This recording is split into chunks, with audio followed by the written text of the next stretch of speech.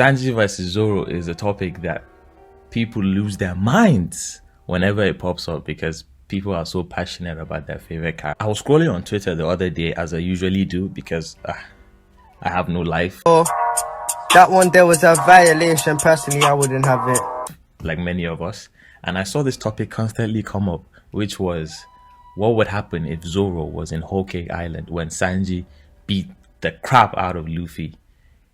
So I decided, you know what, I'm going to talk about that in this video.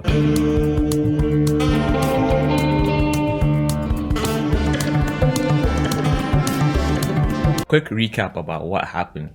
Big Mom and Sanji's family approached Sanji and threatened to kill his other family, his main family, so the people at Baratier, if he didn't come with them and agree to marry Puddin so that they can combine the two houses. So Sanji leaves the crew and goes back to Whole Cake Island to fulfill his duties in order to protect his family from Baratier. Now Luffy is not going to accept his crew member leaving just like that because we know how our captain is. So he pulls up to Whole Cake Island with Nami to bring Sanji back. Sanji, knowing how stubborn his captain is, he knew he wouldn't just leave just like that. So he thought, you know what, I'm just going to beat his ass and maybe he would go. So he ended up proceeding to kick the life out of Luffy till Luffy went unconscious. And then he went on with his family. But before he left, Luffy stood up and said, I'm not going to move from this spot. I'm not going to eat anything. I'm not going to go anywhere till you come back and give me food because you're my cook. And Sanji went away crying with his family, because obviously he was hurt and that's not what he wanted to do. Now, what Zoro fans believe would happen, or what I've been seeing Zoro fans say, Zoro is never gonna allow something like that to happen. If Zoro was there, Sanji is gonna be dead in 2 minutes. Now, first of all, there's no way Zoro can kill Sanji in 2 minutes. The strength comparison is not that far off. Even if Zoro is a bit stronger than Sanji, the difference is not that much that he can kill Sanji in a few minutes. So in my opinion, here's what I think would happen. Literally the same exact thing is gonna happen. Zoro is not gonna do anything and he's not gonna interfere, and these are the reasons why I say this. First of all, Zoro has insane respect for Luffy as his captain, and he's a very prideful man, so he believes in people solving their issues man to man. And if you look at what happened in the chapter, Nami tried to interfere and Luffy was like, no, don't go anywhere. And for that specific reason, the same thing is gonna happen whether Zoro was there or not. If Zoro tried to interfere, Luffy would tell him to back off, because this is a problem that he has to deal with his crew member, and Zoro has no business interfering in that because his captain said no.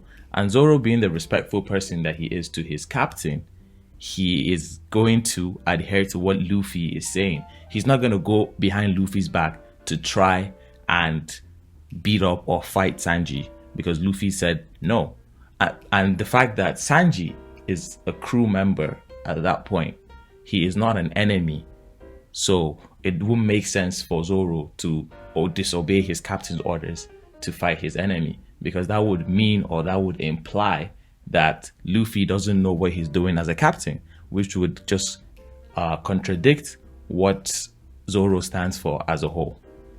Another thing people say is that if that kind of thing happened, Zoro would not return to the crew, and they usually reference what happened between Luffy and Usopp in Water 7, between the argument with the Going Merry.